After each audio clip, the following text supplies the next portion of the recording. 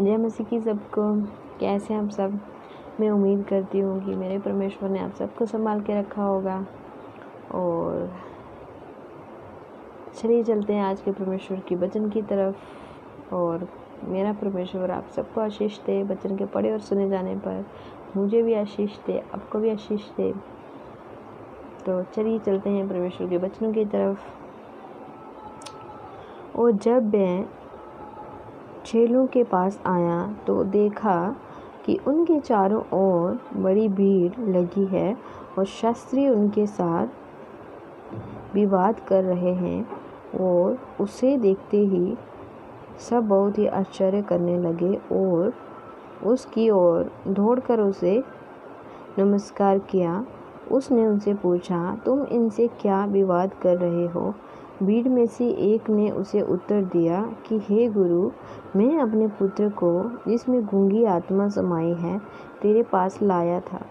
यहाँ कहीं वह उसे पकड़ती है, वहीं पटक देती है, और वह मुंह में फेन भर लाता है और दांत पीसता और सूखता जाता है। और मैंने तेरे चेलों से कहा था कि वह उसे निकाल दें, परंतु वह निकाल ना सके। ये सुनकर उसने उनसे उत्तर देके कहा कि हे अविश्वासी लोगों, मैं कब तक तुम्हारे साथ रहूँगा और कब तक तुम्हारी सहूँगा? उसे मेरे पास लाओ। तब वह उसे उसके पास ले आए, और जब उसने उसे देखा तो उस आत्मा ने तुरंत उसे मरोड़ा और वह भूमि पर गिरा और मुंह से फेन बहाते हुए लौटने लगा। उसने उसके पिता से पूछा, इसकी ये दशा कब से है? उसने कहा, बचपन से। उसने इसे नाश करने के लिए कभी आग और कभी पानी में गिराया। परंतु तू यदि कुछ कर सके तो हम पर तरस खाकर हमारा उपकार कर। यीशु ने उससे कहा, यदि तू कर सकता है, ये क्या बात है? विश्वास करने वाले के लिए सब कुछ हो सकता है। बालक के पिता ने तुरंत गिड़गिड़ा कर कहा, हे प्रभु, मैं विश्वास करता हूँ, मेरे अविश्वास का उपाय कर।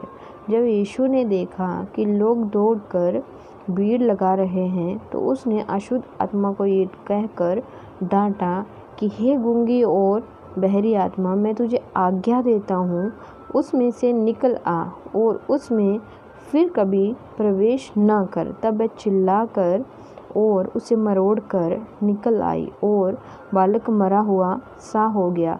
यहाँ तक कि बहुत लोग कहने लगे कि वह मर गया है। परंतु यीशु ने उसका हाथ पकड़ कर उसे उठाया और वह खड़ा हो गया। जब वह घर में आया तो उसके चेलों ने एकांत में उससे पूछा, हम उसे क्यों न निकाल सके? उसने उनसे कहा कि ये जाति बिना प्रार्थना किसी और उपाय से निकल नहीं सकती।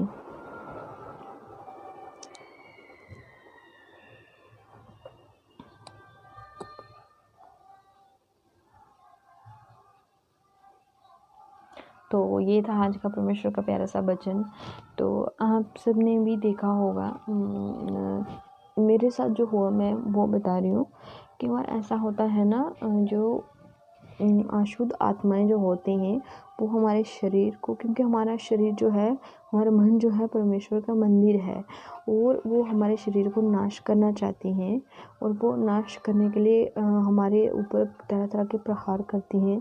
कोई आग में गिराना चाहती है, और कुछ जैसे किसी को कहते हैं ना कि पागलपन जैसी हरकतें भी कभी कभी इंसान करने लगता है, और कभी कभी उसको एक दोहरा जैसा जैसे होता है ना, वो भी होने लगता है। इस तरह की कई तरह की दुष्ट आत्माएं जो हैं वो उन पे वास करके बैठ जाती हैं, और तो वो इंसान की दशा बहुत ही ख़राब हो जाती है। जैसे कि इस लड़के की दशा हुई थी। वो जो दुष्ट आत्मा उसको कहीं भी मरोड़ के और कभी उसको आग में कभी पानी में गिराने की कोशिश करती थी, मतलब उसकी जान लेने की कोशिश करती थी। तो फिर परमेश्वर ने जब उसको डांटा तो वो दुष्ट आत्मा निकल गई।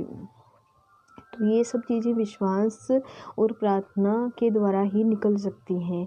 और विश्वास प्रभु में और प्रार्थना प्रभु के नाम से जब हम करके इन परमेश्वर के वचन के द्वारा प्रार्थना करके जब हम इन चीज़ों को, इन दुष्ट आत्माओं को आज्ञा देते हैं तो ये चीज़ें निकल जाती हैं हमारे शरीर से।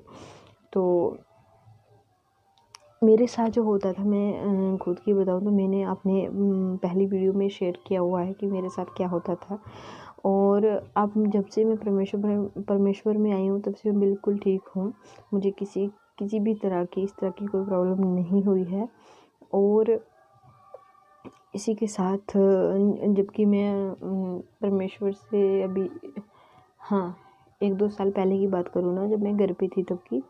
और क्या होता था कि जैसे कभी रात में हम सोते हैं ना, एक सीधे सोते हैं ऐसे, तो ऐसे होता है ना कि कुछ आके ऊपर बैठ गया ऐसे सीने में, और वो हमें हिलने नहीं देता। मेरे साथ ऐसा होता था, वो हिलने नहीं देता। मैं बहुत ऐसे ऐसे कर रही हूँ, हाँ हिल रही हूँ, चला रही हूँ, ऐसे ऐसे कर रही हूँ, लेकिन आवाज़ भी मुँह से निकाल रही हूँ, लेकिन हिल ही नहीं पाता इंसान। ऐसा लगता है कि सच में किसी ने जकड़ लिया, और सच में वो सच में ही होता है। मेरे साथ होता था ऐसा, मैं इसलिए शेयर कर रही हूँ ये।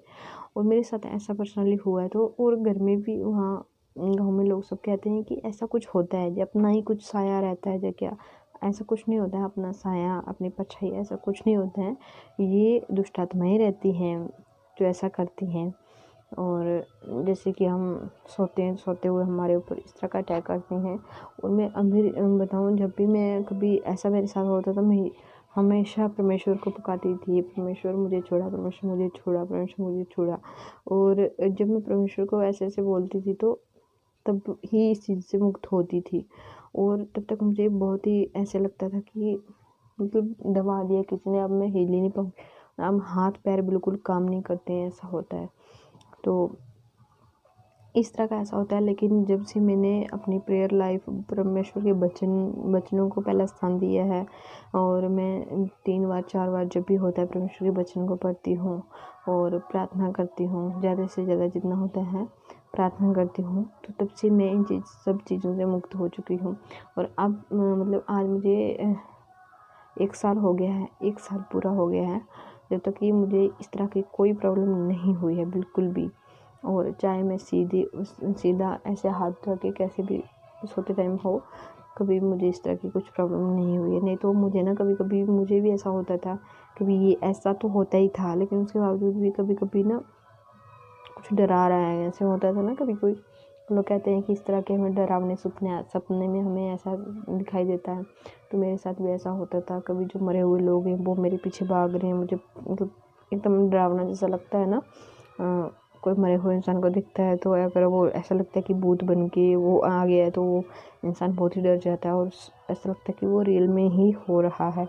तो मेरे साथ आज 1 साल पहले ऐसा हुआ था और मैं उस टाइम बहुत डर गई थी।